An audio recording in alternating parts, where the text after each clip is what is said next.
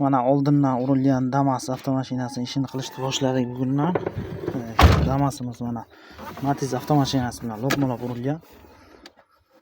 Mana morda qismi ichki qismigacha o'tib, mana laboylari, mordalari bilan ko'tarilib, laboy joyidan chiqib ketib, sig'may qolgan laboylari.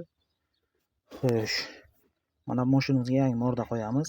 Mana bu takidagi chorshaxalari ham qayrilib surib yuborilgan. Mana mordasini o'zi siylat qilib shogirdimiz ochib olmoqda. Ochib bunga yangi morda o'rnatamiz. O'zi ancha qiynalib qolgan mordasi. Mana bu eshik stoykasi ham surilib, shofer taraf eshikni qisib petlani qayirib qo'ygan. Xo'sh, ana mordani ochib olib hozir yangi mordani o'rnatamiz bunga.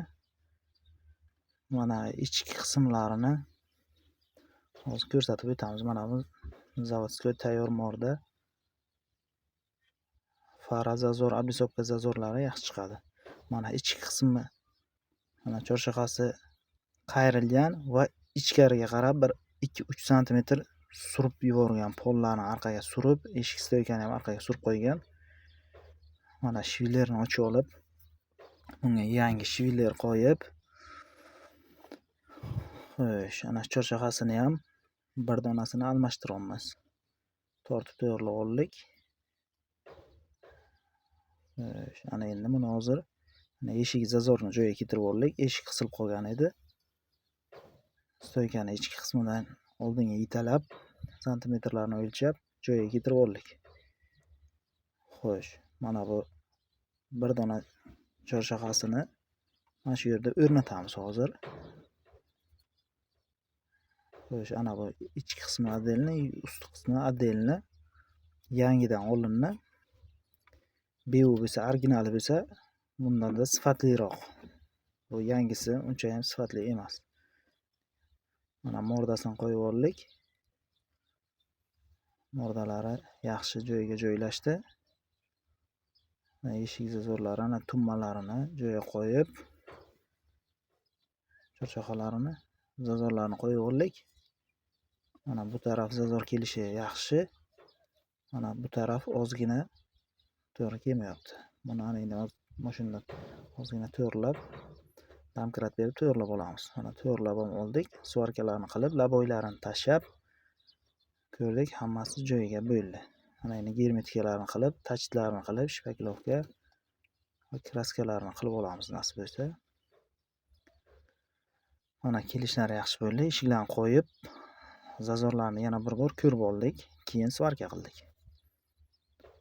Mana endi eshikda o'zi qatlanib ketgan joyi bor edi. Eshik qisilib, o'sha yertasini mordaga tegirmasdan yunib, buni tekislab kraska qilib olamiz. Mana mashinamiz kraskadan chiqdi. Germetikalarni hammasini qilib oldik. Mana kraskalari ham yaxshi, blislari yaxshi. Mana eshik zazorlari ham yaxshi. Yana bir bor riglovka bo'ladi. Endi buni yaxshi qurigandan keyin polirovka qilib olsak, shular yaxshi bo'ladi. Ana endi torpedalarni ochib olganmiz, elektrik ishlarni hammasini o'zimiz qilamiz. Torpedalarga ham kraska sepdik polni. Mana yig'ish jarayoni. Mashinamizni yig'ib oldik. Mana zazorlarga baho berasizlar. Yangi mordaga yaxshi zazor chiroyli chiqadi. Mana oblisovkalarni ham originalni qo'ydik. Fara singanida korpusni almashtirdik. Yuzini shishasi va ichi butunida orqa taraf korpusi ezilib ketgandi, yangi qo'yib oldik. Mana bu taraf zazorlari, eshik zazorlari yaxshi chiqdi. Ana endi buni bitta ikkita nakilinkalari va ana bu Chevrolet znaki qoldi. O'rnatilmagan. Mana shuni o'rnatib egasiga topshiramiz. Mana eshigimizda ochilib yopilishlari, zazorlari hammasi yaxshi keldi. Mana ichki qismlarini ham torpedalariga kraskalarni sepib, hamma joyini bir boshdan yig'ib, chotki yangi barlarga qo'yib, yaxshi qilib oldik. Mana bizni kuzatib boring. Hammaga